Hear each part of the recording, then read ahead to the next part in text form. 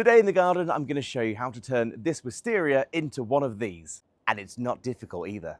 Now, to make your own wisteria umbrella, it's incredibly simple. It does take a couple years, but it's worth the wait. And my plant of choice here is the Wisteria Amethyst Falls. And the reason I've picked this one is because it's not the fastest of growing, so it will do really well in a pot. And this actually flowers in the first year. So whilst you're waiting for that to turn into that beautiful umbrella, you can still enjoy the flowers every year. Whilst the Amethyst Falls is fairly young, they keep them on these little kind of bamboo cages, but give this cage a little bit of a snip and you'd be surprised how much more plant there actually is here. Now, if you untie the whole of this from its bamboo cage, you'll find that actually it's quite tall. In fact, this is actually considerably taller than me. Next up, you're going to need a really good pot and something to make the umbrella itself. So I've got this fantastic terracotta pot from the Terracotta Pot Company, and I've got this long piece of 2x2, which will work as the support. And to make the umbrella, it's super simple. I've got some old strip wood here. I'm going to roughly find the center, attach it in the middle in a series of sequences to make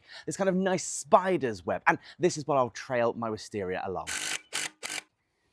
Now that I've made my makeshift umbrella, I'm going to anchor this into the bottom of the pot, and all I'm going to do is shove a load of gravel and some soil in the first 4 or 5 inches to hold this right in the center, and then we'll put the wisteria in. With the umbrella now in place, we're going to pot up our wisteria. Now, the Wisteria Amethyst Falls loves full sun and a good, well-drained soil. So the pebbles in the bottom not only help anchor this, but also work for really good drainage. And you want to break away some of the soil around the roots and get this as central to this post as possible, because we're going to be tying this around the top. Now that my wisteria is planted, I'm going to give this a really thorough water, and I've used some loose twine just to keep everything in shape. You can see that the tall one has actually already reached the top of the umbrella. So keep this in a nice sunny spot, well fed every year, and as a result, this should thrive. And in the next 2 to 3 years, we should have an absolutely stunning wisteria umbrella. Take care.